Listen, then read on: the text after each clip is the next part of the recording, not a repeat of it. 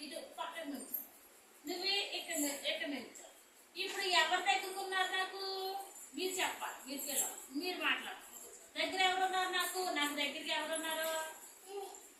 దగ్గరగా ఎవరున్నారు నాకు చెప్పండి నాకు దగ్గరగా ఎవరున్నారు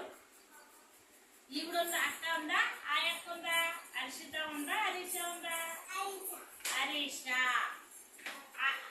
అక్షిత దూరంగా ఉంది అవునా ఇప్పుడు నేను పిలిచినండి ఎవరు గమన